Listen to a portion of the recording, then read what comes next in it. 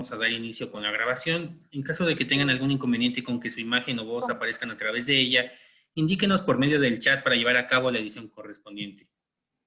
Muy bien, pues sean bienvenidas y bienvenidos a la sesión de información y desarrollo Ley Antilavado de Dinero.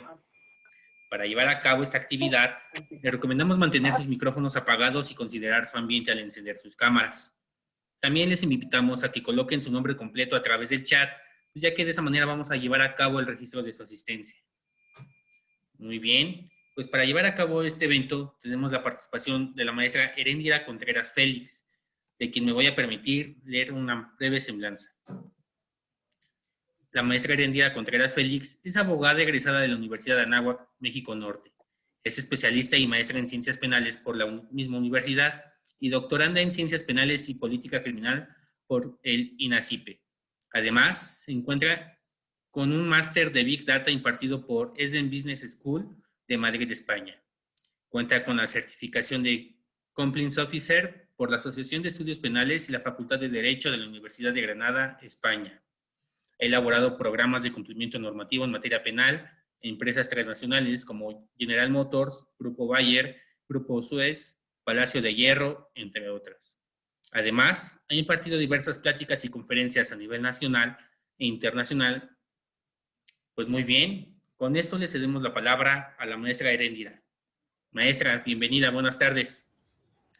Muchas gracias, buenas tardes a todos. Gracias por participar.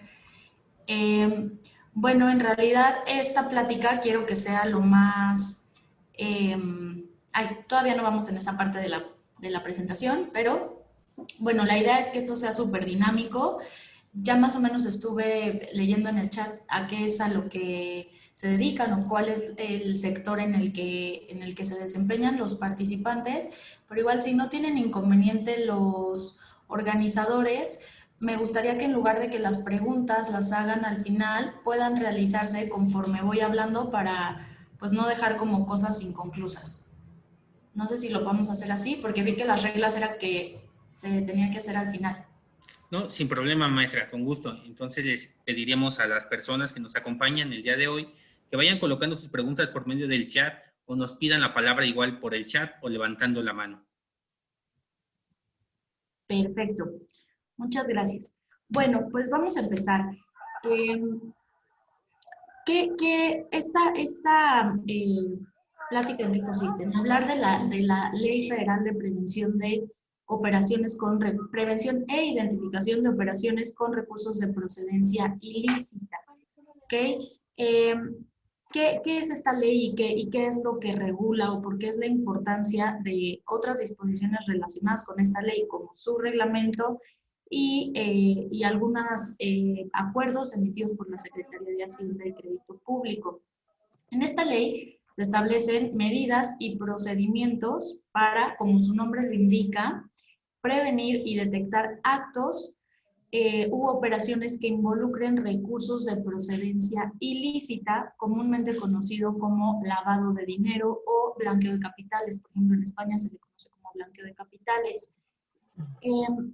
¿Y esto con qué objeto? Pues con el objeto de proteger al sistema financiero y a la economía nacional. Ahora bien, esta ley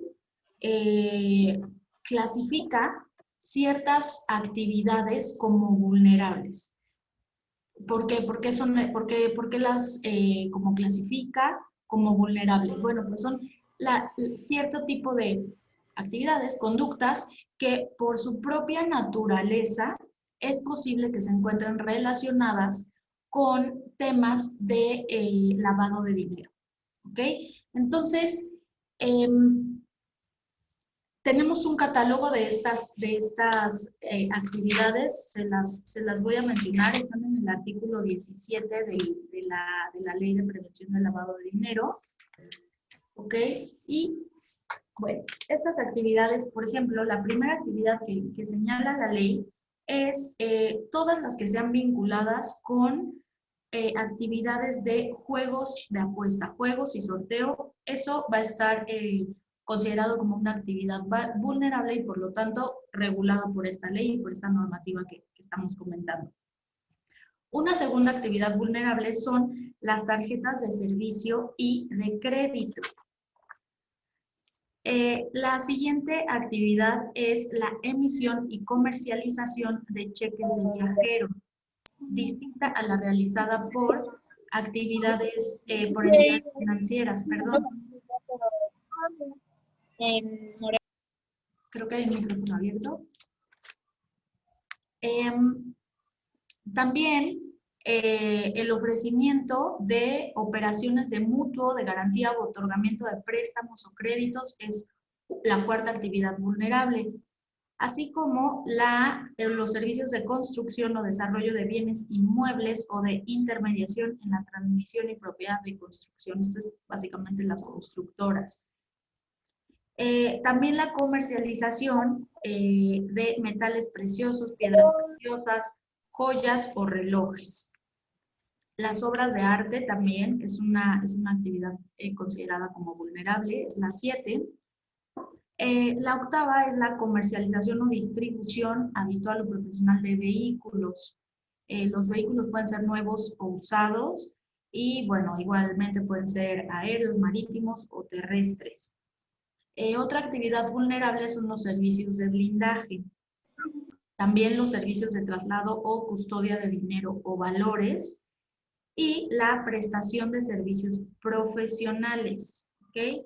Los servicios profesionales relacionados con ciertas actividades, ciertas operaciones. Les voy a decir cuáles son. Una es la compraventa de bienes inmuebles o la cesión de estos bienes, la administración y manejo de recursos, valores o cualquier otro activo de sus clientes, el manejo de cuentas bancarias de ahorro o de valores, la organización de aportaciones de capital o cualquier otro tipo de recursos para la constitución, operación y administración de sociedades mercantiles, así como la constitución, escisión, fusión, operación y administración de personas morales o vehículos corporativos, incluido el fideicomiso, así como la compra y venta de entidades mercantiles. Entonces, si alguien realiza algún servicio profesional relacionado con estas 5 operaciones que les acabo de mencionar, se considerará que realiza una actividad vulnerable.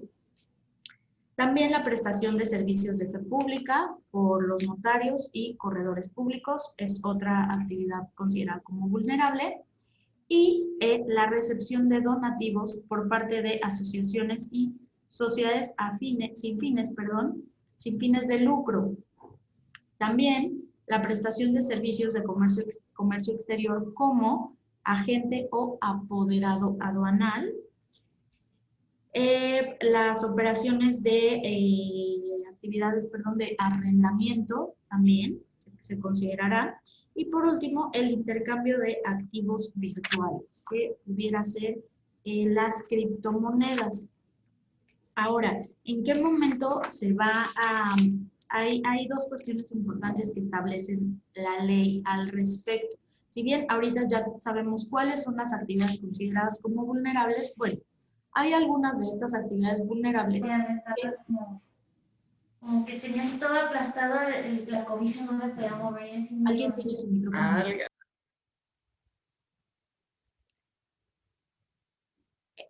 Perdón, pero es que si no, no se iba a escuchar. Bueno, entonces las actividades que acabamos de mencionar van a ser identificadas y reportadas mediante un aviso ante la Secretaría de Hacienda. ¿En qué momento se va a hacer esta identificación de la actividad y del aviso? Bueno, pues cada una de las actividades, según lo previsto en la ley, establece montos, salvo dos actividades que no establecen monto, que es la prestación de servicios profesionales y las realizadas por la prestación de servicios como agente o apoderado aduanal. Esas no nos establecen un monto mínimo para aviso ni para identificación. Entonces, bueno, esta parte es importante comprender porque las conductas, las actividades señalan, será obligación avisar siempre y cuando se supere tal umbral y será nada más obligación identificar siempre y cuando supere tal umbral. Estos umbrales se considerarán, montos se considerarán de manera mensual, pero también dice la ley que si la suma de esta actividad durante el plazo de 6 meses suma ese monto señalado como mínimo para identificar o avisar, se tendrá que hacer. No sé si hasta aquí estoy siendo clara. Alguien me dice que escucha eco, no sé si todos los demás escuchan eco o están escuchando bien. Te escucha bien, maestra. Ok, es que alguien por ahí puso que se escuchaba eco. Bueno, no sé si hasta aquí, creo que no hay ninguna duda porque no veo que estén señalando algo al respecto. Entonces, bueno, esta parte sí es importante tenerla clara, el umbral de identificación y de aviso. Ahora bien, ¿cuáles son las obligaciones que tienen las empresas que realizan actividades vulnerables o las personas que realizan estas actividades vulnerables? Número 1, tienen que estar inscritos en el Registro Federal de Contribuyentes, por lo tanto contar con un RFC y además contar con el certificado vigente de la firma electrónica avanzada. También otra obligación que establece la ley es que deben identificar a los clientes o usuarios con quienes realizan estas actividades vulnerables. Esto es muy importante. ¿Cómo deben de hacer esta verificación? Bueno, deben de identificar la personalidad de las personas con quienes realizan esto a través de documentos oficiales, por ejemplo, credencial de lector, pasaporte, etcétera, o bien un RFC si es una persona jurídica, así como recabar copia de la documentación. También deben solicitar información sobre la actividad u ocupación del dueño o beneficiario, es decir, quien va a verse pues, como tal beneficiado de esta actividad. Cuando el cliente o el usuario con quien ustedes están celebrando esta actividad vulnerable se niegue a proporcionar la información o documentación, lo que establece la ley es que se deben de abstener de llevar a cabo cualquier acto u operación de que se trate. ¿Okay? Otra cuestión muy importante es integrar un expediente único de identificación de cada uno de los clientes o usuarios de manera previa o durante la realización del acto u operación, incluyendo toda la documentación que les fue solicitada. Esto, por ejemplo, normalmente las empresas no lo tienen. O sea, a mí me ha tocado ver y asesorar a varias empresas que, pues cuando se les pregunta cómo están integrados los expedientes únicos de identificación de los clientes o usuarios, pues resulta que no los tienen, no les piden la documentación, a pesar de que saben que están realizando una actividad vulnerable. Entonces, en esta parte sí hay que tener mucho cuidado. Más adelante les iré comentando por qué, además de que obviamente es una obligación, ¿no? Pero en caso de incumplirla, hay sanciones. Otra de las obligaciones es custodiar, proteger, resguardar y evitar la destrucción u ocultamiento de la información y documentación que sirva de soporte a la actividad vulnerable. Aquí les comento, perdón, alguien pregunta qué documentación se puede solicitar. Dependerá de la actividad vulnerable que se realice, pero bueno, pues como les mencioné, es a través de documentos oficiales. O sea, no podemos, por ejemplo, aceptar una credencial de un colegio o de una empresa. No, tendría que ser una documentación oficial, un acta de nacimiento, una INE, un pasaporte, posiblemente una cédula. Esa sería la documentación oficial. Ahora, sobre esta parte de custodiar y proteger la información que se recauda y que es el soporte de la actividad vulnerable, les comento qué ha pasado, que muchas veces hay una persona encargada de recabar esta información, pensando que quien realiza la actividad vulnerable sí tiene esta precaución de recabar toda esta información. Y resulta que la persona que la recababa de repente deja de laborar para la empresa. Y entonces deja de laborar para la empresa y se lleva la información o se pierde la información, se cambia de computadora, etc. Todo esto, si sucede esto, quien va a ser responsable es el obligado a que realiza la actividad vulnerable. ¿Okay? Entonces, esta parte es bien importante que tengan mucha precaución sobre el resguardo que se debe de tener a la información. Me preguntan que cuánto tiempo se debe de conservar la información. La ley establece que serán 5 años. ¿Ok? Hay algunas ocasiones que incluso se les sugiere que la resguarden hasta por 10 años. ¿Ok? Bueno, otra obligación muy importante que establece la ley es que deben designar un representante encargado del cumplimiento de las obligaciones. ¿Ok? Y la ley dice, bueno, y si no nombran un representante, el cumplimiento le va a corresponder a los integrantes del órgano de administración o al administrador único de la persona moral, es decir, es quien será responsable en términos de lo que prevé la ley antilavado, ¿ok? También es conocida como ley antilavado. Aquí en esta obligación que señala como un representante encargado del cumplimiento, es a quien podemos denominar como un oficial de cumplimiento. No sé si alguien ha escuchado hablar del oficial de cumplimiento. El representante deberá estar bajo acta protocolizada.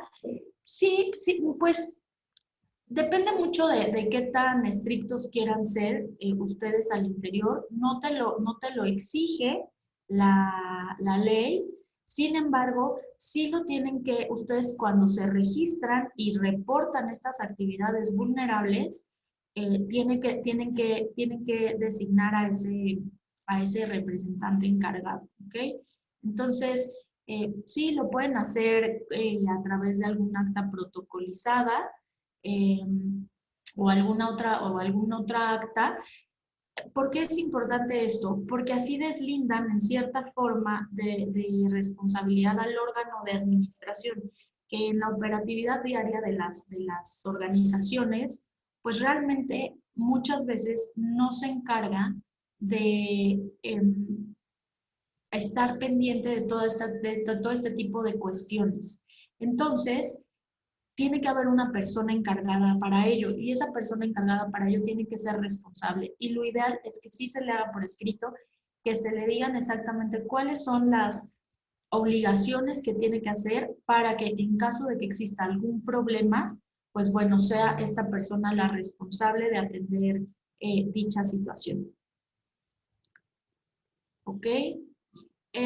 Ahora bien, otra de las obligaciones es presentar ante el Servicio de Administración Tributaria, porque es en realidad quien se encarga de darle seguimiento a estas actividades vulnerables, que es un desconcentrado de la Secretaría de Hacienda, presentar un aviso de que se llevó a cabo la operación.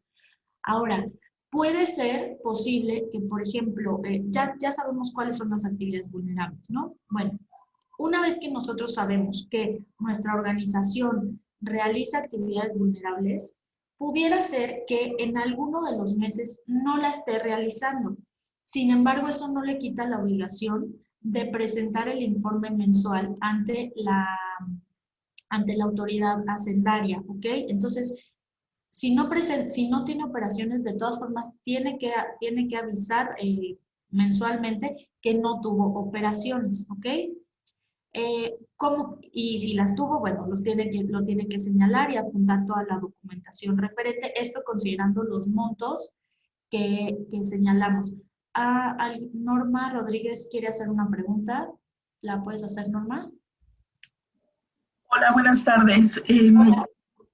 Yo quiero preguntar, cuando yo presento, por ejemplo, un informe y es en ceros, en el acuse me aparece como no existe información. ¿Es correcto? Porque, bueno, la única opción que me da es, si si presentas algún aviso, si tienes algún aviso del mes que se está efectuando, pero si no hubo operaciones de cualquier forma, debo de presentarla. Escuché que tenemos que respetar el umbral, pero yo la efectúo de forma mensual, aun cuando no tenga algún donativo. ¿Esto es incorrecto o tendría que esperarme solamente si rebaso el umbral? No, es correcto lo que estás haciendo, de hecho, así tiene que ser, es parte de lo que estaba como explicando, tal vez no fui muy clara, pero se tenga o no superado el umbral, al ser una organización que realiza actividades vulnerables, siempre, de manera mensual, tiene que ingresar a SAT sus datos para informar ya sea o reportar en ceros, es decir, que no se realizó ninguna actividad ese mes, pero eso no implica que no sea una organización que realiza actividades vulnerables. Sin embargo, en ese mes no tuvo ninguna. Entonces, es correcto que se le reporte en ceros, porque la obligación es reportar. Ah, muy bien. Es que en el acuse, por ejemplo, no aparece ni que presentamos el informe en ceros, sino aparece que no existe información. Esa es la parte correcta. Sí, porque tienes tu acuse y cualquier situación después en una revisión por parte de la autoridad fiscal, ustedes no van a tener ninguna problemática porque tienen su acuse de que reportaron en ceros. Y no hay información porque no están llenando, digo, para los que no sepan cómo funciona esto, es, bueno, tienen que ingresar al portal antilavado, lo iba a referir más adelante, pero ingresan al portal que de hecho es bastante amigable y les bota un formato de Excel en el cual, dependiendo de la actividad vulnerable que realicen, deben ir llenando los datos. Entonces, si nosotros reportamos en ceros, pues por eso es que te dice que no hay información. Muy bien, muchas gracias. Y no, al contrario. Y ahora bien, tenemos que ver el umbral de identificación y el umbral de aviso en su caso, ¿no? Que es independiente al reporte en ceros. No sé si hasta aquí es claro. Sí, Sí, muchas gracias. no importa el monto, todos los meses debemos reportar, sí, aunque haya un reporte en ceros. Lo único es que no se les va a remitir información. Ok, bueno, el informe o el aviso eh, debe de ser, así tal cual lo establece la ley, a más tardar el día 17 del mes inmediato siguiente, según corresponda a aquel en que se llevó a cabo la operación. ¿Ok? ¿Y cuándo vamos a entender por qué se tuvo por realizada una operación? Bueno, pues será la fecha de recepción de los recursos. En ese momento se va a considerar como que se llevó a cabo la operación. Entonces, al mes inmediato siguiente, el día 17, se tiene que realizar el reporte, el informe. Se tiene que presentar por internet en el formato oficial establecido por la Secretaría de Hacienda, que es este formato que les comentaba, que es un Excel. Se deben de señalar todos los datos generales de quien realiza la actividad vulnerable, así como los datos generales del cliente, usuario o beneficiario, así como la información sobre su actividad y ocupación, además de la descripción general de la actividad vulnerable sobre la cual se dará aviso. Esto es pues relativamente sencillo porque ya ustedes, una vez que tengan conocimiento del formato de la actividad que les corresponda, pues ya ahí van a ver todos los datos que se les requieren y lo pueden ir llenando. Aquí hay una cuestión importante. Hay listas, ¿ok?, de autoridades nacionales, así como de organismos internacionales o autoridades de otros países, en las que refieren a personas que están vinculadas con investigaciones o bien sanciones de operaciones con recursos de procedencia ilícita. ¿Qué pasa si nos encontramos con un cliente o usuario que está en algunas de estas listas? Bueno, pues el aviso en este caso tendrá que ser remitido al SAT dentro de las 24 horas siguientes a que se tiene conocimiento de dicha información. Esta parte es bastante complicada y no sé si aquí quieran algunos de los que reportan la actividad vulnerable compartir como su experiencia, porque ¿qué pasa? De cierta manera las autoridades nos delegan la responsabilidad de hacer estas investigaciones. Hay algunas empresas que se encargan y que a quienes se les puede contratar y se les paga de manera mensual y anual, para que una vez que nosotros pongamos el nombre de la persona con quien estamos realizando la actividad vulnerable, ellos mismos nos informan si aparece dentro de estas denominadas listas negras. Si no, las podemos buscar nosotros pues por internet, porque hay empresas mucho más chiquitas o que no hay tanto recurso para realizar todo esto, entonces lo hacen a través de una persona encargada de su empresa o, para dicha función y literalmente googleando a ver si esta persona aparece. Todo esto lo ideal es que quede fijo en unos lineamientos. Lo vamos a ver más adelante, pero esta parte no sé si alguien quiera comentar algo al respecto o si los que realizan actividades vulnerables si lo hacen, si lo buscan. No, ok, bueno, eso es importante hacerlo. Alguien me está diciendo que sí se puede mostrar esa base en Excel. Y déjenme ver ahorita si encuentro una porque tendría yo que reportar alguna actividad vulnerable, no tengo una a la mano, pero denme un minuto y ahorita veo cómo se las puedo. Sí, exacto, en las listas negras de SAT, eso es correcto. Entonces, Mayra Guadalupe ya lo señaló ahí. Ahorita les busco un formatito y veo de qué manera se los puedo proyectar. ¿Ok? No, las CEFOS es otra cosa. La ruta para abrir el Excel, todo esto también lo pueden encontrar ustedes. Incluso hay una presentación en el portal antilavado. No sé si ustedes ya han tenido oportunidad de ingresar al portal antilavado. Y si no, así le ponen literal en Google, portal antilavado. Y ahí les va a aparecer y vienen todas las instrucciones de cómo registrarse, una explicación de cada una de las actividades vulnerables. Incluso viene un apartado de preguntas comunes que se tienen y que se le realizan a la autoridad sobre las actividades vulnerables. Entonces pueden ingresar al apartado de antilavado. Las CEFOS no, las CEFOS son factureras. En realidad, no, las listas negras son de personas, por ejemplo, que están vinculadas a operaciones con recursos de procedencia ilícita y financiamiento al terrorismo. Por ejemplo, hay terroristas, algunos narcotraficantes, son los que están en esas listas, o personas vinculadas a ellos son los que están por lo general en esas listas. Bueno, otra de las obligaciones que establece la ley para las personas que realizan actividades vulnerables que están previstas en el artículo 20, todas estas que les estuve señalando, es conservar copia. De todas formas, si quieren de esto que les estoy como diciendo y así, yo le puedo compartir a la administradora una notita para que se las haga llegar y tengan ustedes la información de manera general.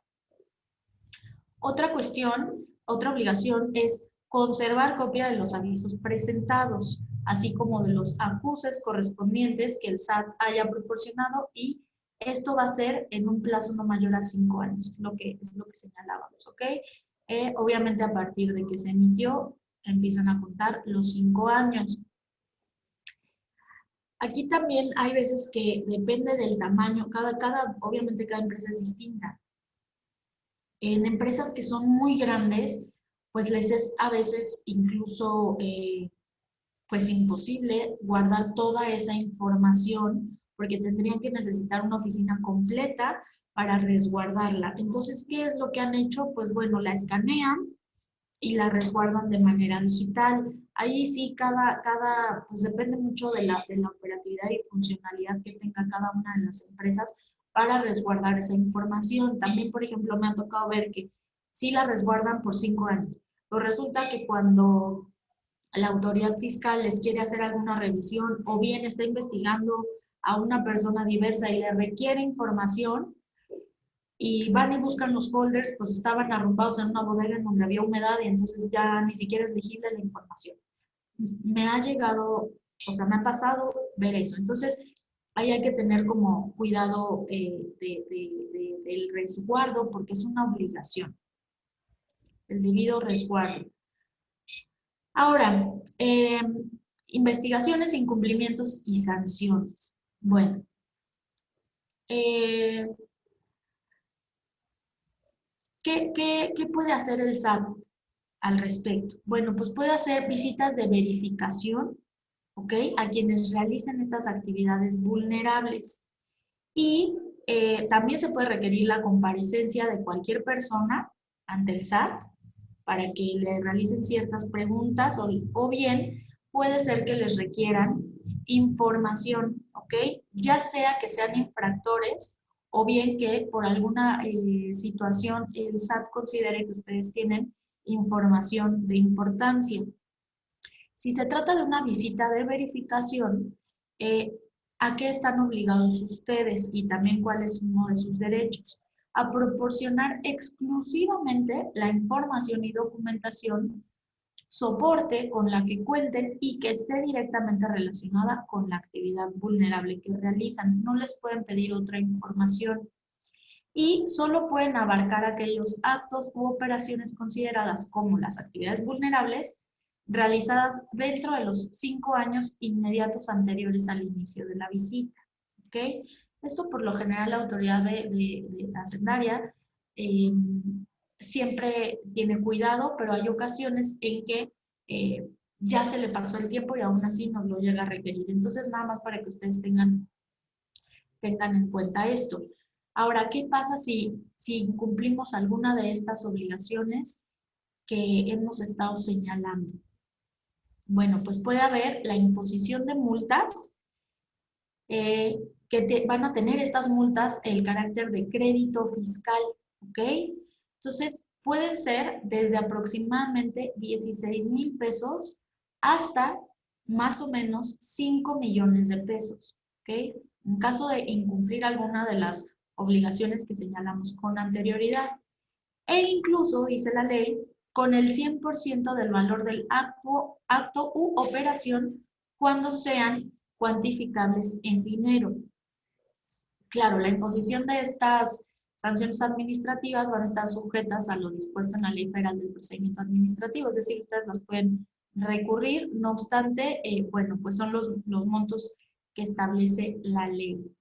Hay otro punto muy importante en esta cuestión de sanciones y la ley señala que la Secretaría de Hacienda se puede abstener de sancionar al infractor por una sola vez en caso de que se trate de la primera infracción en que incurra y siempre y cuando cumpla de manera espontánea y previo al inicio de facultades de verificación.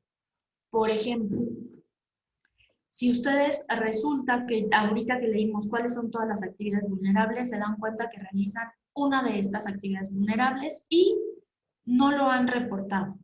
Bueno, pues estarían incumpliendo. Pero si es la primera vez que incumplen y de manera espontánea comienzan a cumplir con la obligación, es en este caso cuando la autoridad se puede abstener de sancionar, ¿ok? Ahora bien, estas son sanciones administrativas que dijimos que eran cuantificables y que tenían el carácter de crédito fiscal, pero también la ley establece sanciones penales, ¿ok? Y se señala una pena de prisión de 2 a 8 años y además una multa de 500 a 2,000 días a quien, número 1, proporcione de manera dolosa a quienes deban de dar avisos, información, documentación, datos o imágenes y que sean falsos o que sean completamente ilegibles para ser incorporados en aquellos que deban presentarse. ¿Okay? Ese es un delito. Y también quien de manera dolosa modifique o altere información, documentación, datos o imágenes destinados a ser incorporados a los avisos o incorporados a los avisos previamente presentados. ¿Okay? Estos son dos delitos que prevé la ley antilavado. Y también, bueno, la unidad de inteligencia financiera deberá de informar al Ministerio Público cualquier acto u operación que derive de una actividad vulnerable y que pueda dar lugar a la existencia del delito de operaciones con recursos de procedencia ilícita. ¿Ok? Esto lo puede hacer la autoridad hacendaria si de la información proporcionada ellos les alertan o les parece algo raro y tienen la sospecha o el indicio de que esta actividad pudiera estar relacionada con alguna conducta de operaciones con recursos de procedencia ilícita. ¿Ok? Bueno, ahora, ¿qué otra obligación establece también la ley? Todas las personas que realizan actividades vulnerables, como ya platicamos, deben de clasificar a sus clientes o usuarios. ¿Ok? ¿Cómo lo deben de hacer? Pues la ley nos da una obligación que señala que se debe de realizar un documento en el que se establezcan los lineamientos, así lo denomina la ley, lineamientos de identificación de clientes o usuarios, el cual deberá de contener los criterios, medidas y procedimientos internos que deben adoptar las organizaciones, las empresas, para identificar a un cliente o usuario de bajo riesgo, de conformidad con lo establecido en el artículo 37 de las reglas de carácter general a que se refiere la ley de prevención del lavado de dinero. Y estos lineamientos es lo que pues ya comúnmente se le conoce como un programa de compliance o un programa de cumplimiento normativo. ¿Alguien tiene conocimiento de esto? ¿Alguien de los que reportan actividades cuenta con uno? ¿O quieren comentar algo al respecto?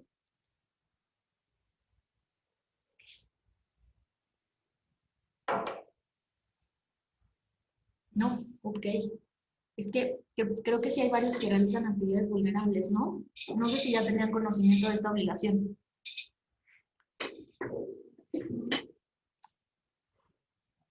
Bueno, es que no los veo además porque todos tienen sus cámaras apagadas. Ok, los que dicen que sí, ¿alguien quiere participar o comentar antes de irnos a la presentación de esto?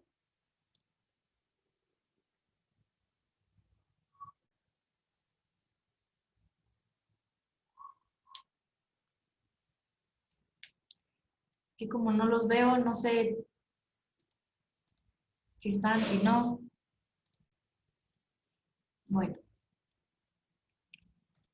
Ok, los administradores me pueden ayudar con la presentación, por favor. Ok, bueno, pues aquí vamos a ver cuál es la importancia de contar con este programa de cumplimiento, compliance program o lineamientos internos. La siguiente, por favor. ¿Qué es lo que implica un programa de cumplimiento normativo? Bueno, pues es una autorregulación al interior de las organizaciones, ¿ok? Y esto es de conformidad con las mejores prácticas internacionales y ahora, pues bueno, en materias como esta, pues que nos obligan a así tener unos lineamientos para identificar en este caso a los clientes o usuarios. Entonces, ¿qué pasa con estos documentos? Bueno, ahí en la presentación nos señala como lineamientos que contengan parámetros de prevención de riesgos de conductas delictivas, pero bueno, pueden ser de conductas no precisamente delictivas, incluso hay programas de cumplimiento en materia laboral, en materia mercantil, en este caso sería un programa en cuestiones relacionadas con antilavado o con lo previsto en la ley de prevención del lavado de dinero. La siguiente, por favor. ¿Qué cuestiones relacionadas con esto? Bueno, pues una empresa puede o no puede cometer un delito. Sí puede cometer un delito. Ya tiene varios años que la responsabilidad penal para las personas jurídicas existe y es posible hacerlo. A algunos les va a causar extrañeza, no obstante, es posible hacerlo. ¿Y cuáles son algunas de las sanciones que puede tener una empresa que cometa un delito? Bueno, pues puede ser una sanción pecuniaria, multa, el decomiso de los instrumentos, objetos o productos del delito, la suspensión de actividades, la clausura de los locales o de los establecimientos, la prohibición de realizar en el futuro las actividades en cuyo ejercicio se haya cometido o participado en la comisión del ilícito, la inhabilitación temporal para participar en procedimientos de contratación del sector público y la más grave, que es la disolución. ¿Cuentan con un programa ya elaborado? Alguien pregunta. Sí tengo varios programas de cumplimiento ya elaborados. No podría proporcionárselos por cuestiones de confidencialidad. Además de que no les va a ser de utilidad porque cada empresa es diferente. Entonces, digamos, se les conoce como programas ad hoc o lineamientos ad hoc. Cada una de las empresas tiene que tener su propio documento y no pueden simplemente cambiarle algunos datos. Para ello se tiene que revisar muchísimas cuestiones, el tamaño, a qué se dedica, etc. Por ejemplo, tal vez si es una empresa que se dedica a modelaje, bueno, pues se puede estar involucrada en temas de trata de personas. Pero si es una empresa dedicada a el arrendamiento o a la venta de vehículos, pues bueno, no es factible que tenga una posibilidad de que, o tiene un riesgo mínimo de cometer un delito de trata de personas. Entonces, por eso son programas ad hoc y se tiene que hacer un análisis de los riesgos que están dentro de esa empresa o de esa organización para poder elaborar el programa de cumplimiento normativo. Yo ahorita les voy a dar como las generalidades que debe de contener, pero lo tiene que hacer una persona experta en el tema del cual se quiera realizar. Hay organizaciones que tienen programas de cumplimiento en todas las materias, en materia penal, si son, por ejemplo, si es un agente aduanal, bueno, pues en cuestiones relacionadas con su materia, en materia laboral, en materia corporativa, entonces depende mucho de la empresa.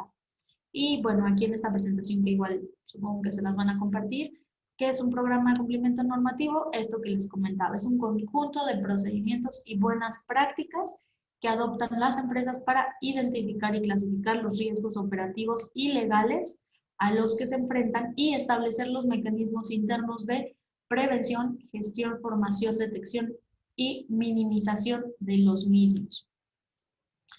El programa de cumplimiento, pues, son normas de carácter interno, ¿ok?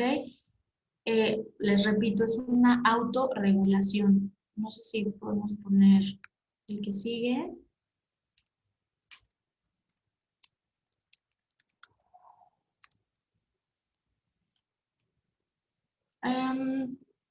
Bueno, esto es parte de lo que les estoy comentando, que la complejidad y la extensión va a depender de la empresa de que se trate. Y lo mismo, ¿no? O sea, que excluye toda posibilidad de adoptar un formato único o universal. Tiene que ser un análisis ad hoc.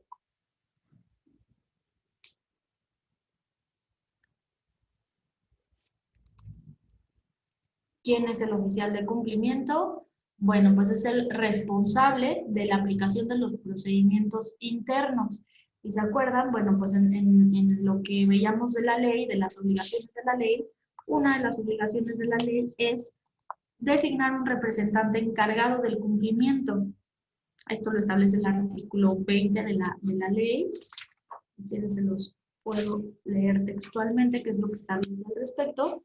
Y señala, las personas morales que realicen actividades vulnerables deberán designar ante la Secretaría, es decir, ante la Secretaría de Hacienda y Crédito Público, a un representante encargado del cumplimiento de las obligaciones derivadas de esta ley y mantener vigente dicha designación, cuya identidad deberá resguardarse.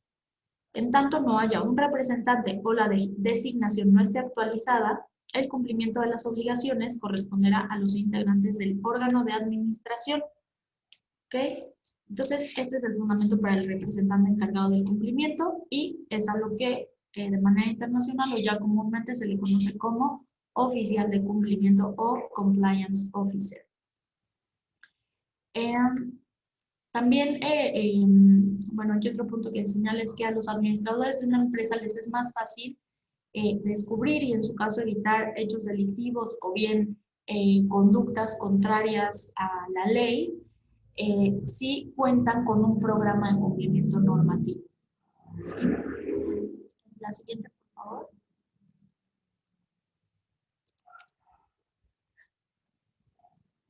Y bueno, la siguiente, esto es lo que ya platicamos. Los beneficios que puede tener la empresa, además de que en casos de prevención del lavado de dinero es una obligación, de manera general, ¿cuáles son los beneficios que puede tener la empresa al contar con un manual de cumplimiento normativo? Bueno, pues número 1, reducir la responsabilidad administrativa, penal, civil, laboral o la que se trate de los administradores y o empleados de la empresa. Reducir los costos, muchas veces relacionados con litigios, multas o una publicidad negativa para la empresa. Por ejemplo, en cuestiones relacionadas con prevención del lavado de dinero, la situación de una publicidad negativa a varias empresas u organizaciones les afecta muchísimo. ¿Por qué? Porque si sale alguna nota periodística en la que señalen que tal organización o tal empresa está siendo investigada por cuestiones relacionadas con lavado de dinero, pues es muy grave esta publicidad negativa. Y pudiera ser que se resuelva que no es responsable. Sin embargo, eso no quiere decir que no haya estado investigada. Entonces, de esto se tratan estos manuales de cumplimiento normativo, de reducir en la mayor posibilidad, en el mayor porcentaje, el riesgo. Dice, hay una pregunta que dice, ¿una fundación cuyo objeto social es educación a jóvenes con discapacidad intelectual tendría que realizar este manual de cumplimiento? Pues es que depende, cualquier empresa u organización lo puede realizar. En términos de la Ley de Prevención del Lavado de Dinero, solamente van a tener obligación de realizarlo quienes realicen actividades vulnerables. Entonces, si se realiza alguna actividad vulnerable, sí va a estar obligado a tener unos lineamientos internos para identificar al cliente o usuario. Si no, no están obligados. ¿Ok? Pero lo pueden hacer si quieren disminuir el riesgo de incumplir alguna ley o de cometer algún delito. ¿Okay? Otro beneficio es, pues bueno, si se dedican a cuestiones lucrativas, mejorar la habilidad de la empresa para atraer y retener consumidores y productores. Hay muchas empresas transnacionales que con base en las mejores prácticas internacionales cuentan con manuales de cumplimiento normativo e incluso dentro de sus manuales de cumplimiento normativo en muchas ocasiones señalan que si la empresa con la que van a realizar ciertas negociaciones no cuenta con manuales de cumplimiento normativo, no deberán realizar ciertas operaciones. Eso depende también mucho de cada empresa y de qué tan ortodoxa quiera ser en sus procedimientos. También el contar con un manual de cumplimiento normativo, pues bueno, les genera seguridad y certidumbre sobre las conductas que realizan en el mercado, así como ejercer y proteger sus intereses comerciales. La siguiente, por favor. Bueno, entonces, en ese sentido, manual de cumplimiento no solamente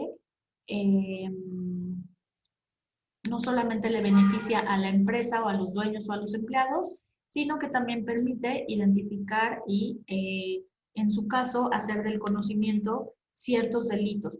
Por ejemplo, si nosotros contamos con manuales al interior de nuestra empresa y nos percatamos que algún empleado o alguna persona con la que se realiza alguna operación está cometiendo algún delito en nuestro perjuicio, pues bueno, contamos con elementos suficientes para hacerlo del conocimiento de la autoridad ministerial. Otra cuestión que es muy común es que los organizaciones o empresas siempre te dicen, bueno, es que generar un manual de cumplimiento o unos lineamientos me va a generar un gasto. Sí, sí, sí genera un gasto, pero en realidad lo deberíamos de interpretar como una inversión sobre el buen funcionamiento. ¿Ok? Y creo que ya no hay más diapositivas, ¿o sí? Ok. Bueno, es un poco lo que hemos platicado, que implica un programa de cumplimiento normativo, el análisis del objeto y actividades específicas de la organización, la identificación de las actividades vulnerables que puedan ser susceptibles de la comisión de alguna infracción o delito, el desarrollo de una metodología ad hoc a través de la elaboración del manual que permita tanto a los socios como empleados realizar sus actividades laborales cotidianas. Esto es importante también, o sea, contar con un manual de cumplimiento normativo no debería de ser como algo que genere o que afecte la operatividad diaria, sus labores cotidianas, no debería de afectarles, deberían de realizarse las labores cotidianas de manera normal, pero con apego a las diversas leyes que tengan que darle cumplimiento. ¿Ok? Y eso es todo. Para que no se queden como con la duda de cuál es ahorita abrí un manual de prevención del lavado de dinero en específico respecto de una empresa. Les voy a leer el contenido, les digo, no se los puedo compartir por cuestiones de confidencialidad, pero sí les voy a leer cuál es el contenido de este manual de cumplimiento normativo. Esta es una empresa que realizaba operaciones con venta de vehículos. ¿Ok? Entonces, bueno, un primer apartado es consideraciones generales. ¿Cuál es el alcance de ese documento? Un segundo inciso dentro de este mismo apartado es el cumplimiento de la normativa antilavado y las obligaciones específicas al interior de esta empresa, así como un glosario. ¿Por qué? Porque muchas veces las personas que van a dar cumplimiento a las obligaciones vulnerables, pues no son abogados o no son contadores, entonces es importante que en nuestro manual esté contenido un glosario. Ok, hay una pregunta que dice, ¿cuál es el monto a partir del cual se da aviso con actividades? Cada actividad tiene un monto distinto. Si quieres que te diga respecto de cuál actividad en particular, pero cada actividad tiene un monto diverso. Ok, un segundo apartado, ok, en el de donativos. El de donativos es, bueno, está en el artículo 17, ya les había comentado, de la Ley de Prevención del Lavado de Dinero, y la recepción de donativos está prevista en la fracción 13, y señala que dice, la recepción de donativos por parte de asociaciones y sociedades sin fines de lucro deberán de dar aviso cuando los montos de las donaciones sean por una cantidad igual o superior al equivalente a 3,210 veces el salario mínimo. Ahorita hacemos la cuantificación, son 3,210 veces el salario mínimo. Esto es para el aviso, pero para la identificación, que recordamos que son, ya alguien me hizo favor ahí de ponerlo, son 2,250 y se debe de considerar las sumas, es correcto. Entonces ahí vamos a tener que ver, dependiendo en qué momento estamos hablando de que se realizó la actividad vulnerable para irnos a la UMA. Todos me imagino que saben cuáles son las UMAs, es lo que antes era el salario mínimo. Esto es público, de hecho podríamos googlear ahorita en cuanto está la UMA. Vamos a ver la UMA 2022. Ok, la UMA mensual. Ay, muy rápido. Daniel ya lo tiene todo perfecto. Muchas gracias, Daniel. Bueno, pues ahí está. Entonces sería la identificación. Si nos supera esos umbrales, vamos a estar obligados a identificar la actividad vulnerable. ¿Qué es identificar? Recopilar toda esta información. No la vamos a enviar al SAT porque no tenemos la obligación de dar aviso, pero sí tenemos la obligación de identificar, por lo tanto, resguardar la información. ¿Ok? Esta parte no sé si queda clara. Ok, gracias. Ah, no. ¿Cuál duda tienes, Raquel? No sé si puedan abrir el micrófono, a veces es mucho más fácil escuchar. Sí, para que mira, Raquel no se quede con duda.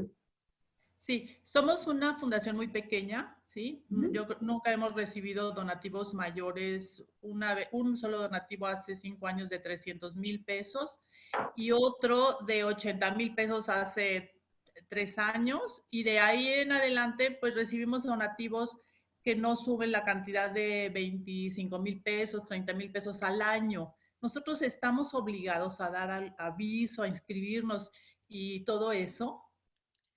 Pues mira, yo siempre ahí lo que recomiendo, por lo general es quien realiza la actividad de manera habitual. Sin embargo, yo siempre les recomiendo que lo hagan, porque a lo mejor sí puede ser un poco tedioso hacer estos reportes mensuales en ceros. No obstante, volvemos un poco a este tema de cuestiones de prevención de incumplimientos a la ley.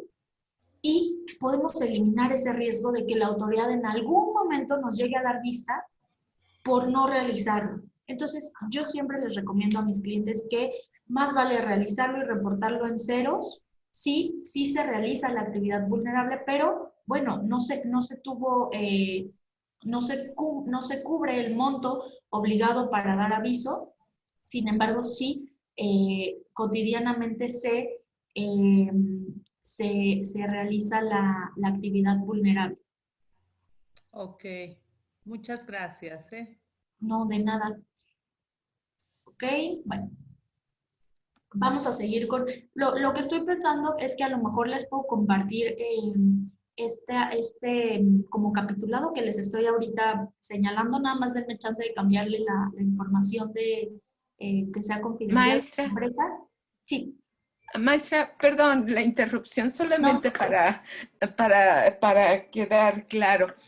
Una actividad vulnerable, los donativos, si partimos de que son 3,200 veces el salario mínimo, actualmente en la Ciudad de México está en 172.87, por 3,200 serían 553,184 pesos. Eso querría decir, porque yo cada mes hago mi aviso, como la compañera anterior, también somos una fundación pequeña que no recibe donativos grandes, sino pequeños. Y cada mes hago mi aviso en ceros. Solamente para confirmar, si en alguna ocasión llego a recibir un donativo por esta cantidad multiplicada por 3,200 pesos, es cuando debo de en mi aviso decir sí con actividades y ya me desarrollo el informe en la página, en la base de datos en Excel. ¿Es correcto, maestra? Eso es correcto, pero acuérdense que tenemos dos umbrales. Uno es el de identificación y otro es el del aviso. Digamos que tenemos que realizar 3 cosas. Sí. La primera es, bueno, ya nos dimos cuenta que realizamos actividad vulnerable. Ok, si ya sabemos que la realizamos, nos vamos a los 2 montos señalados. Uno es el de identificación, ¿ok? Y el otro es el de aviso. El de identificación únicamente estamos obligados a recopilar la información y resguardarla. pero lo que vamos a hacer es un aviso en ceros, un informe en ceros, así lo denomina la ley, informe en ceros, porque no estamos obligados a avisar, pero sí a resguardar la información. ¿Ok? Sí. Y el otro es el del aviso, en donde sí vamos a llenar toda la información en el Excel. Perdone, maestra, Sí. la información para la identificación la tenemos que solicitar antes de llevar a cabo la operación o después o en el transcurso. No. Lo que te dice la ley cuando estuvimos viendo en las obligaciones es que ustedes, obviamente, mientras van a realizar esta actividad vulnerable, tienen que recopilar la información. Cuando entiendo que por este tema de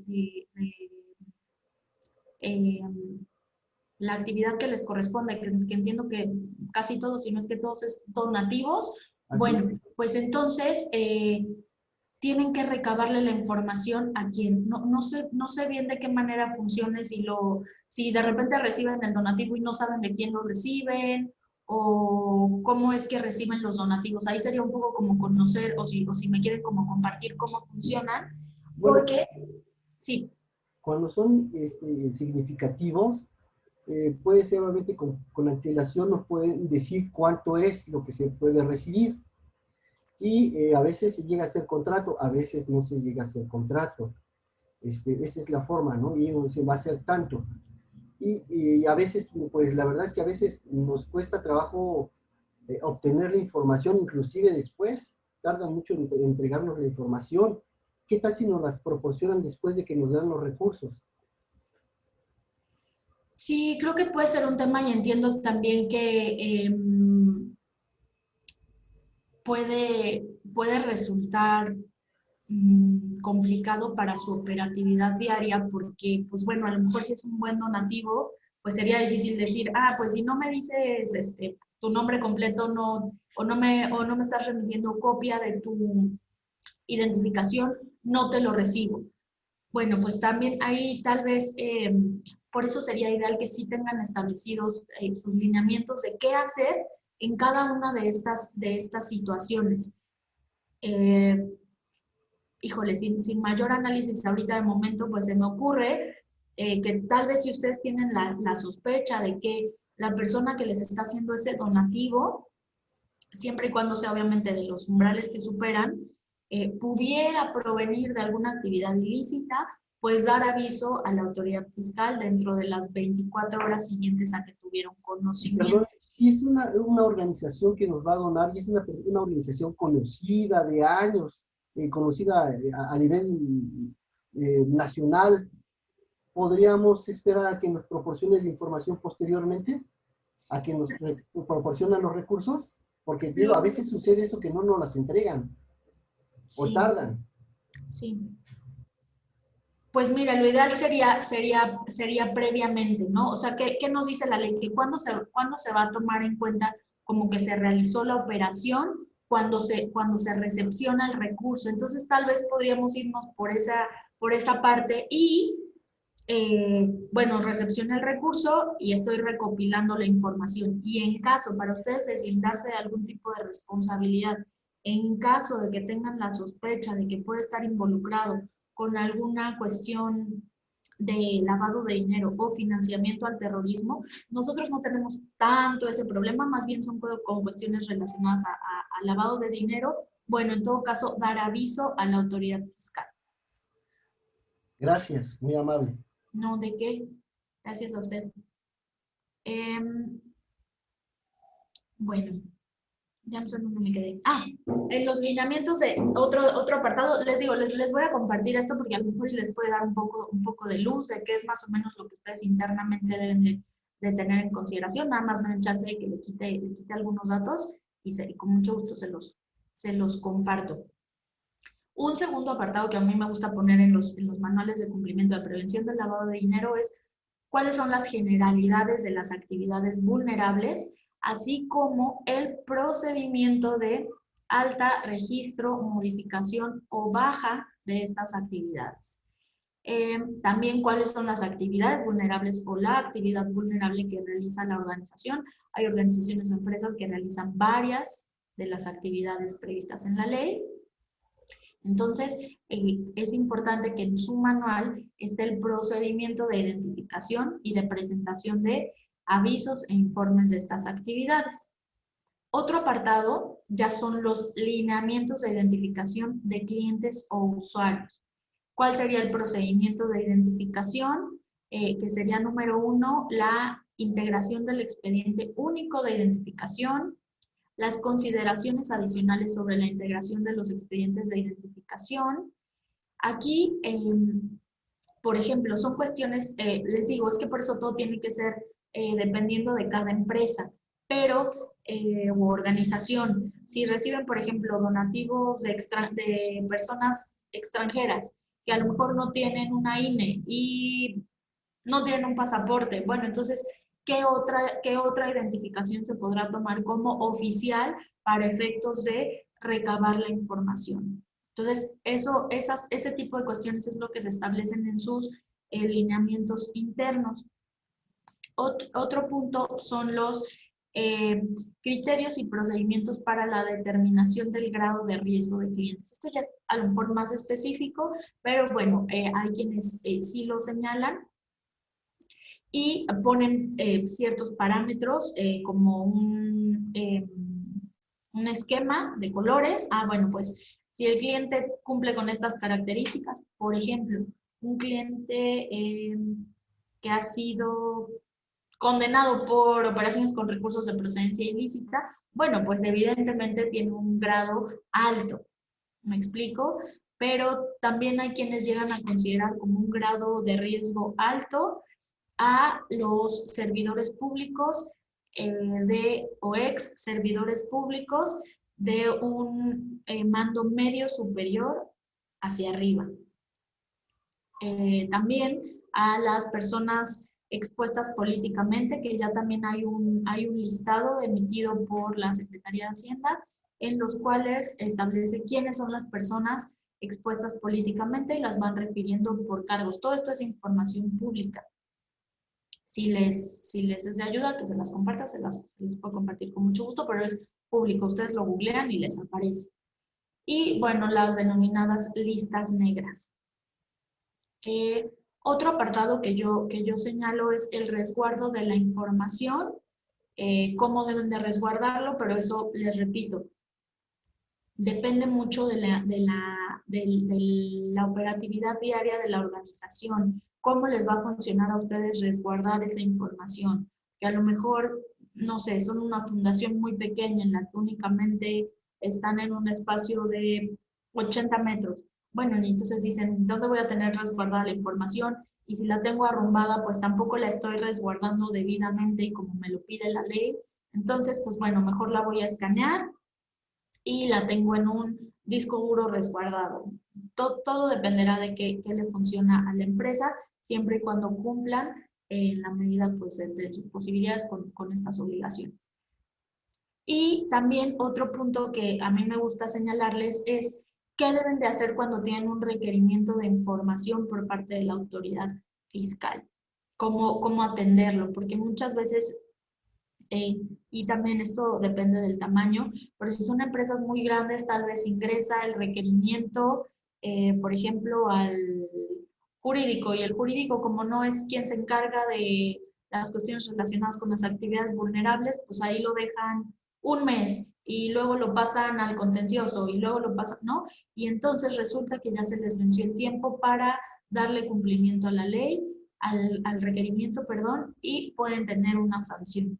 Entonces, hay ocasiones en que se agrega como este procedimiento interno que deben de seguir para atender los requerimientos de información y también para no proporcionar información de más, sino únicamente la información que se les está requiriendo y en ese sentido, pues no se vulnere nada referente a datos personales. Y un último punto que también como que a las empresas por lo general les gusta tener en su manual es cómo reaccionar ante una visita de verificación. ¿Qué pasa si la autoridad llega a querer realizar una visita de verificación? Entonces, un apartado son las generalidades de las visitas de verificación, otro apartado es el procedimiento interno para el caso de que se presenten las autoridades a realizarlo y las obligaciones que tienen para los verificadores a quien le van a realizar la visita. Las obligaciones básicas y muy generales es que se identifiquen. Ha llegado a pasar, y a lo mejor no tanto en Ciudad de México, pero en el norte del país fue muy común en algún tiempo que pues llegaban personas diciendo que venían a realizar una visita de verificación por parte de la autoridad fiscal e ingresaban a los inmuebles a delinquir, a robar o cuestiones así. Entonces, bueno, ¿qué es lo que se necesita? Que se identifiquen plenamente con su gafete y que además la orden de visita esté directamente y correctamente dirigida hacia la organización o hacia la empresa a la que se le está solicitando realizar la verificación.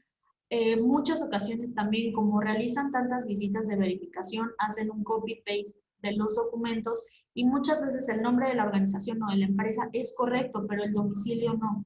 Entonces, si ustedes llegan a ver algún documento en el que no está correcta la denominación, el domicilio, o no están bien identificados los servidores públicos, bueno, pues entonces no deberán de permitir el acceso, es su derecho, no estarían incumpliendo nada.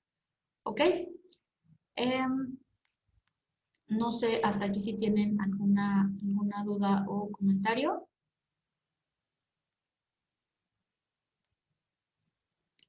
Hola, ¿qué tal? Sí. Maestra. Sí, bueno, yo tenía un comentario en cuestión de lo que mencionas. A mí sí me ha tocado hacer reportes con movimiento. ¿Sí? Y una de las preguntas que hacen al final es si conozco al beneficiario controlador. Sí. Ahí dentro del compliance que mencionas, ¿cómo podríamos nosotros como donatarias identificar en este caso al beneficiario controlador? ¿Cuál sería? Porque obviamente si yo te pregunto, ¿tú eres el beneficiario controlador? Pues obvio me va a contestar, no, o no lo tengo. Pero para nosotros, en nuestra actividad, ¿cómo podríamos hacer ese cuestionamiento para poder tener ese dato? Porque obviamente es un dato importante, ¿no? Claro. Déjame te digo cómo lo ponemos aquí. Previamente yo creo que puede ser importante, y para no brincarme el tema, ahorita vemos lo del cliente beneficiario o controlador en específico. Les voy a leer incluso la denominación, la definición que establece la ley al respecto. Por eso les digo que muchas veces sí es importante que en sus lineamientos o en su manual cuenten con un glosario, porque pues nos facilita todo, ¿ok? Específicamente, por ejemplo, en el artículo 3, fracción tercera, está prevista la definición de beneficiario o controlador. Y textualmente, ¿qué dice la ley? Que ¿quiénes son estos beneficiarios o controladores? Bueno, señala que es la persona o grupo de personas que, es decir, número 1, por medio de otra o de cualquier acto, obtiene un beneficio derivado de estos. Es decir, es quien en última instancia ejerce los derechos de uso, goce, disfrute, aprovechamiento o disposición de un bien o servicio. ¿Cómo puede ser esto? Bueno, pues tal vez si una persona compra un vehículo, pero lo va a utilizar otra persona, ¿no? Ese sería un ejemplo. Número 2, quien ejerce el control de aquella persona moral que en su carácter de cliente o usuario lleve a cabo actos u operaciones con quien realice actividades vulnerables, así como las personas por cuenta de quienes celebra alguno de ellos. Y entonces nos dice la ley, se va a entender que una persona o un grupo de personas controlan a una persona moral cuando, a través de la titularidad de valores por contrato o de cualquier otro acto, puede imponer directa o indirectamente decisiones en las asambleas generales de accionistas, socios u órganos equivalentes, o nombrar o destituir a la mayoría de los consejeros, administradores o sus equivalentes, es decir, que tienen el poder de decisión. También quien mantiene la titularidad de los derechos que permitan directa o indirectamente ejercer el voto respecto del más del 50% del capital social, o dirigir directa o indirectamente la administración, estrategia o las principales políticas de la misma,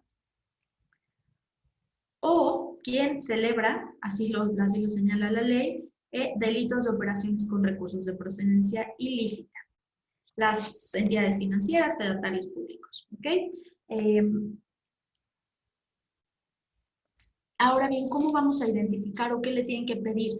Por lo general, ¿cómo se señala se pueden ustedes deslindar o bien cubrir con esta responsabilidad? Preguntándole a la persona que les dona si hay un beneficiario o controlador. En su mayoría les van a responder que no. Y si lo hay, entonces tienen que llenar un formato. Ese sí se los puedo compartir, yo por ahí hice uno. Les digo, ustedes también lo tienen que adaptar de cierta forma y que llenen los datos de quién sería el beneficiario controlador, señalando su nombre, su domicilio, su identificación. Por lo general, no hay clientes beneficiarios o controladores. No sé si fui clara con esta parte de tu pregunta. Y de hecho, bueno, ahorita con lo que nos hiciste el favor de leer, Sí. entonces podría ser una pregunta ahí, digamos, si la persona moral me hace un donativo fuerte que rebasa el umbral, en este caso por monto son como 235,000 pesos para poderlo reportar. Y si no me recuerdo, creo que era de 170 y algo para nomás identificarlo. Entonces aquí más bien mi pregunta sería, si dentro de su mesa directiva o asamblea de accionistas, ¿existe alguno que tenga el 50 o el 60% de acciones? Porque en ese caso él sería un beneficiario controlador, ¿no? Dentro de la empresa moral, de Es acuerdo a lo correcto. que tú mencionas. Entonces ya no sería preguntarle, oye, más bien, ¿quién de tus accionistas cuenta con el 60% de las acciones? Como Pero también de no normalmente invadir como que esa confidencialidad. lo que pasa es que incluso no sé si les ha pasado que de repente si van al banco y quieren depositar cierto monto en efectivo mayor a 50,000 pesos, aunque no está una prohibición, por cuestiones de prevención del lavado de dinero, ellos nos preguntan, ¿y de dónde obtuviste ese dinero? Ah, pues porque vendí un anillo y entonces de ahí lo obtuve. Pero nos lo preguntan por cuestiones de prevención y siempre yo lo que les sugiero es que pongan una leyenda, que en cumplimiento a cuestiones de prevención del lavado de dinero deben informar tal cosa. Si quien les está donando miente, no es responsabilidad de ustedes. Por eso es importante que cuenten con esa información de respaldo y que ustedes digan, oye, yo pregunté y él me dijo que no provenía de, o no había ningún accionista por mayor a ese porcentaje que estuviera realizando esta donación o algo así. O sea, hay que redactarlo. También hay quienes en sus programas de cumplimiento, por ejemplo, le señalan, se entenderá por cliente beneficiario a tal persona y se considerará, y a lo mejor hacer un copy-paste de estos puntos que señala la ley. Y entonces, sí, una vez haciéndole del conocimiento quiénes pueden ser beneficiarios o controladores, y si aún así la persona nos lo niega o no nos proporciona esa información, nosotros no estamos obligados. ¿Me explico? Sí, muchas gracias. Perdón, maestra. Entonces quiere decir que si nosotros preguntamos quién es el beneficiario controlador y ellos nos dicen que no hay o no saben, ya nos deslindamos nosotros de toda responsabilidad. Es correcto, sí, salvo que a ustedes les genere cierta duda que los recursos provengan de alguna actividad ilícita. Ok, perfecto. ¿Sí? De hecho, aquí tengo ahorita, les voy a leer qué es lo que el SAT ha establecido de manera enunciativa y no limitativa como ciertas alertas que ustedes deben de considerar para tal vez presumir que se trata de una operación con recursos de procedencia ilícita. Y les repito, esto es un poco, la autoridad nos traslada esta obligación a los particulares de ser como investigadores.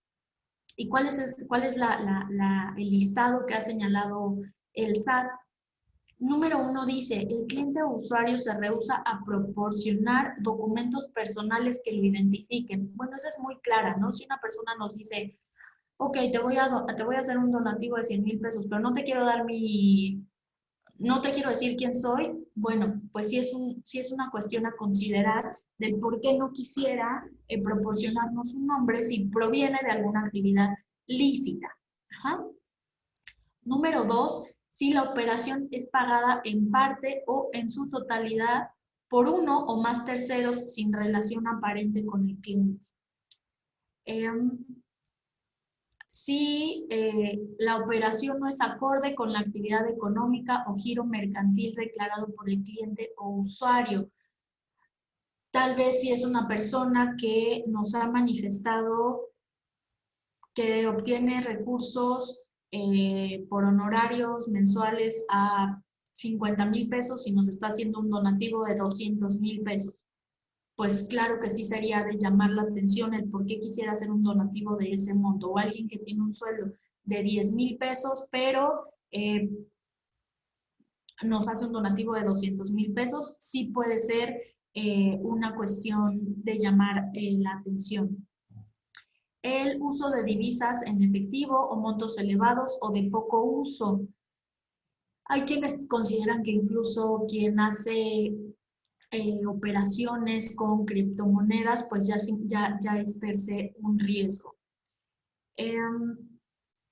Si los donativos son provenientes de un país extranjero, y ahí han señalado incluso de un país extranjero que se considere como paraísos fiscales, también es una cuestión a considerar.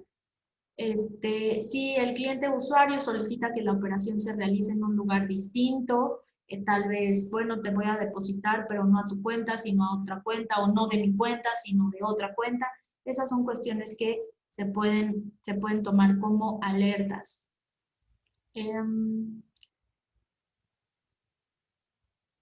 Estoy leyendo unos que no les aplican, por eso no se las digo, pero pues sería básicamente algunas de las alertas que establece la autoridad fiscal. Siempre la UIF emite criterios generales que los orientan para este tipo de actividades. Yo les sugiero ingresar al portal de prevención del lavado de dinero. La verdad es que es bastante amigable y tiene les digo, incluso un apartado de preguntas en los que en casos concretos, por ejemplo, en el de donativos, pues bueno, ahí va refiriendo cuáles son las preguntas. Déjenme ver si las tengo por aquí, las de donativos. Nunca he hecho un programa de cumplimiento para una empresa que realice donativos, pero déjenme ver si podemos tener algo aquí que les pueda servir.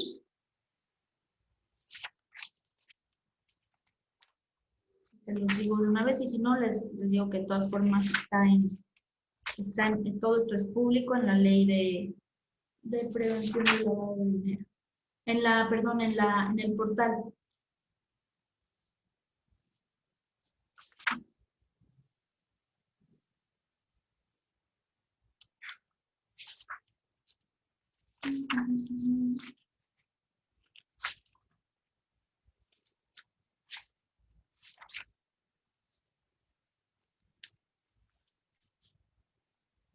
Miren, por ejemplo, una de las preguntas es la recolección y entrega de donativos a través de las donaciones que realiza el público en general hacia una asociación con fines de lucro, la cual solo es intermediaria y no registra los donativos como ingreso en su contabilidad ni reciben comprobante deducible alguno, ¿será considerada como actividad vulnerable? Esa es una de las preguntas.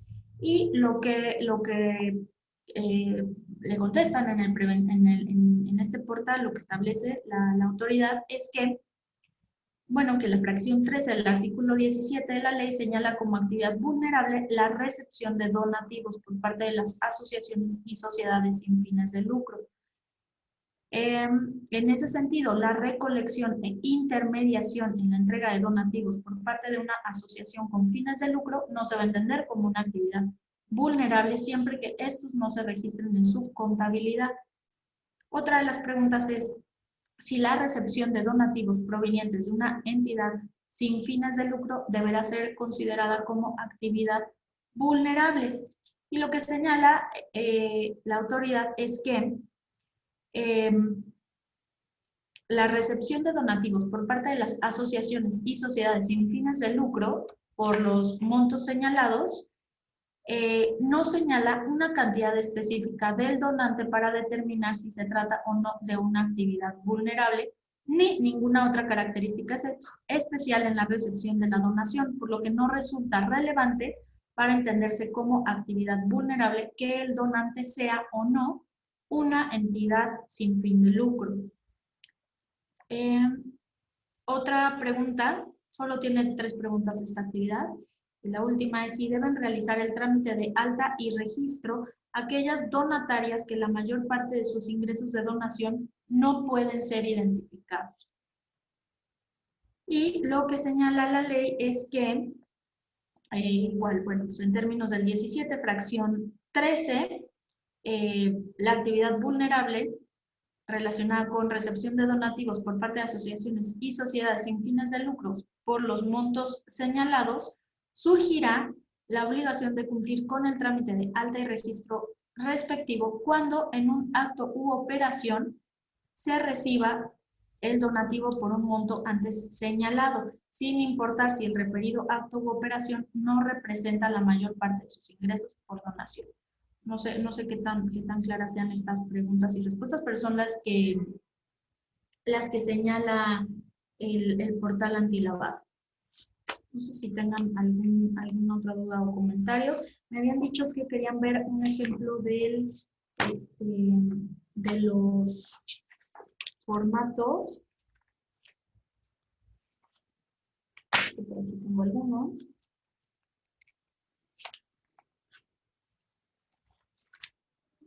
Porque los publican, son públicos en realidad.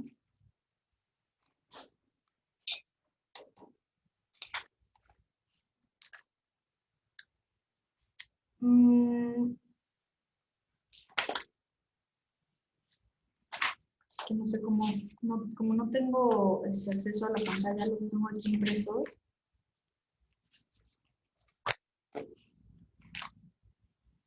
Pero, a ver, ¿qué tan legible es para ustedes así? Este es un Excel, creo que no lo ven tan legible, ¿verdad? Pues que lo tengo impreso. Pero esto es todo lo que tienen que ir llenando ustedes. Así como lo ven, pues es todo el formato en Excel que se debe de ir llenando. Por ejemplo, este en particular es de... Mira, este por ejemplo se emitió el 30 de agosto del 2013 y pues parte de las preguntas es ¿quién realiza la actividad vulnerable? La clave de la entidad colegiada en su caso, la referencia del aviso que debe de ser alfanumérico, un dato alfanumérico, el folio del aviso previo que se modifica en su caso de que haya un aviso modificatorio, los datos de la persona objeto del aviso, los datos de la persona cuando se trata de una persona física, si se trata de una persona moral, si no hay persona moral, bueno, lo vamos a dejar en blanco, si es persona moral y no física, pues se va dejando en blanco, datos de la persona si se trata de un fideicomiso, los datos de identificación del beneficiario controlador, que nos piden nombre, apellido, fecha de nacimiento, RFC, CURP, clave del país de la nacionalidad, clave del país de nacimiento, actividad económica u operación, ¿no? Si se trata de una persona moral, bueno, pues la denominación o razón social, la fecha de constitución, el RFC, la clave del país de nacionalidad, el detalle de la operación, la fecha de la operación, ¿no? En este caso, bueno, no sé qué es de vehículos, pero en la fecha de la operación, cuándo se realizó la operación, el monto de la operación, el tipo de moneda, o si fue a través de tarjeta, los últimos 4 dígitos de la tarjeta. Esta es alguna de la información que se requiere. Tendríamos que ver exactamente la particularidad de la actividad de que se trate para creo que nos lo pueda compartir porque no es visible. Sí, es público, yo tendría que buscarlo y se lo comparto al administrador para que a su vez se los comparta con mucho gusto. Ahorita lo anoto aquí y se los envío y supongo que van a querer el de donativos. Entonces yo con gusto se los comparto. Pues no sé si tengan alguna otra duda. En realidad hay muchas, hay muchísimas cosas que decir de temas de prevención del lavado de dinero, pero mucho de ello es dependiendo de la actividad y de la operatividad diaria. Entonces no sé si quieran que profundicemos sobre algo en particular. Hay cuestiones que luego también les causan dudas sobre el uso de efectivo.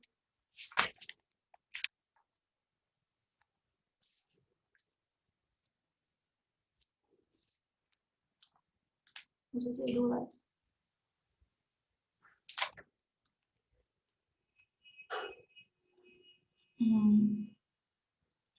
Estoy viendo qué más les puede servir de los programas de cumplimiento. Les voy a pasar, les digo, de todas formas, el glosario, como el índice, y a lo mejor eso les puede dar una idea para que ustedes pues vayan armando uno, aunque no lo haga una persona experta. Miren, por ejemplo, en este que estoy viendo, pues como el esquema que se señaló para la integración del expediente único de identificación del cliente o usuario, así lo definió esta empresa de quien lo estoy leyendo en este caso en particular. Y número 1 era generar un archivo electrónico.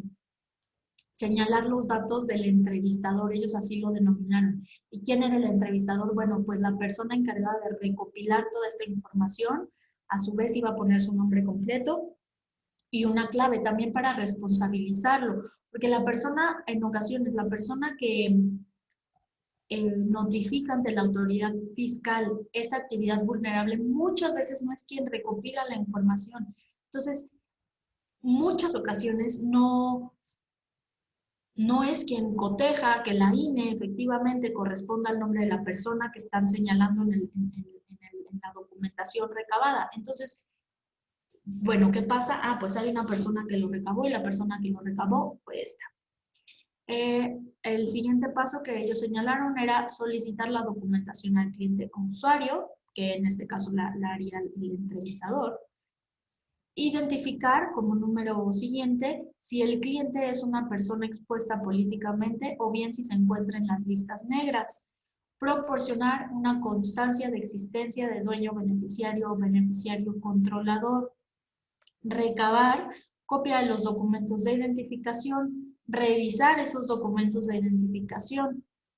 Posteriormente, clasificar al cliente o usuario según el riesgo que implique.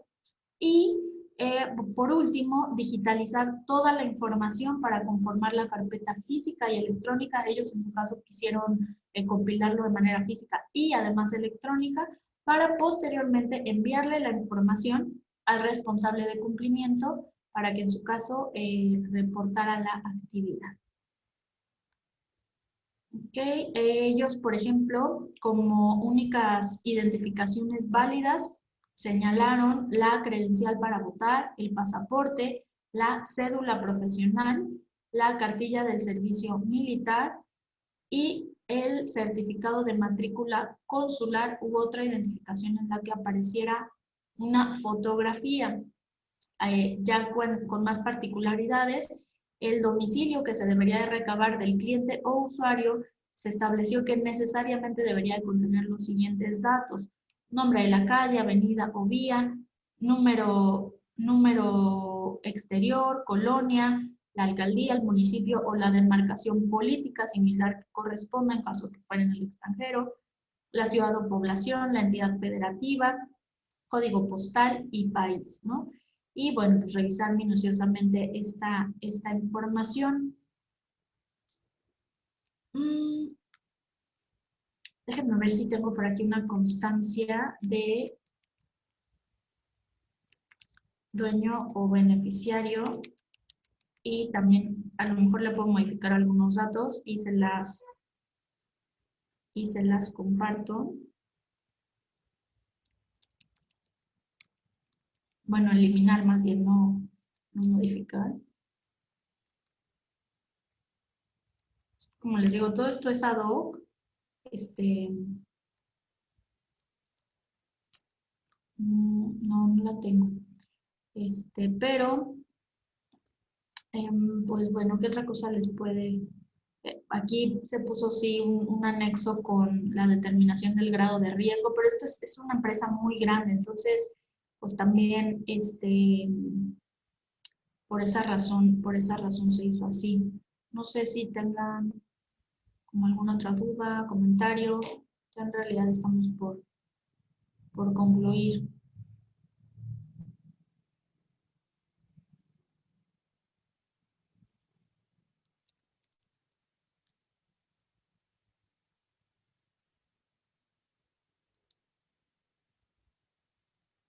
Miren, por ejemplo, el de las listas negras, hay listas internacionales, todo esto es público.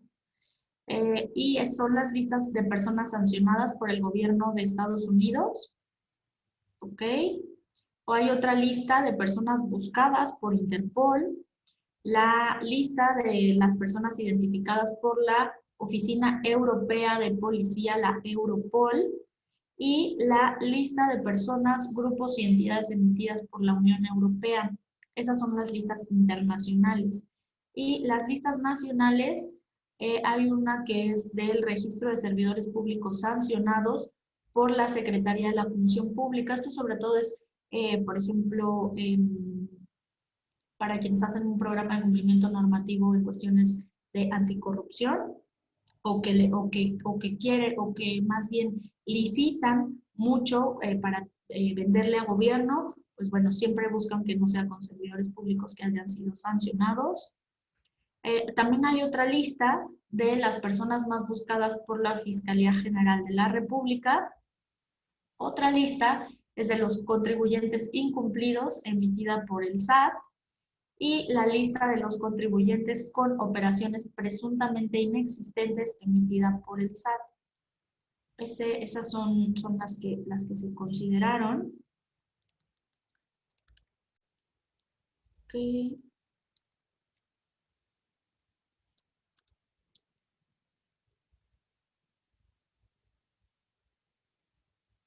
Pues yo creo que eso es lo que les puede servir para sus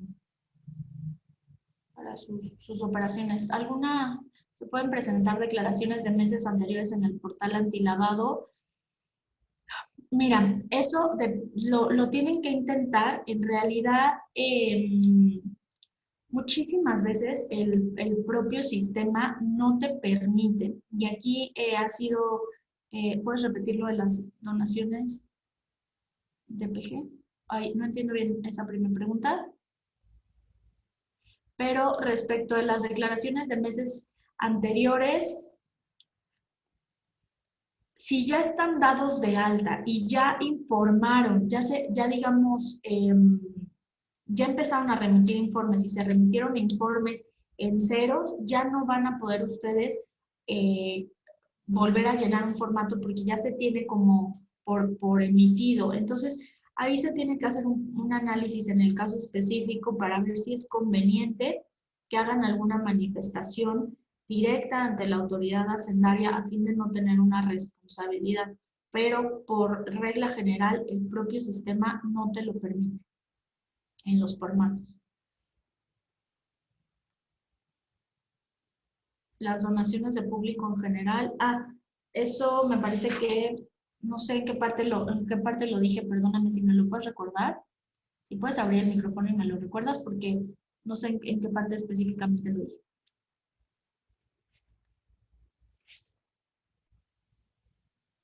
Bueno. Hola. Hola. Nada más decía que cómo se le puede hacer con las donaciones de público en general, como dijeron en la pregunta anterior.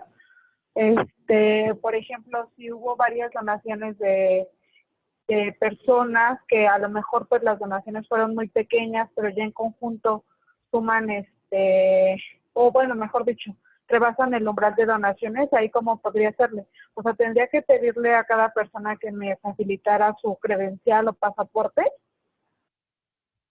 No, lo que pasa es que depende quién te la realiza.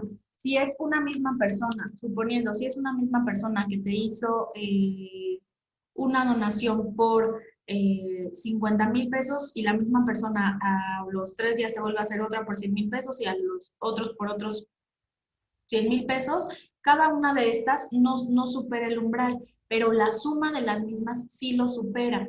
Entonces, ahí sí tendrías que realizar el aviso. Y sí tendrías que recopilar la información. Ok.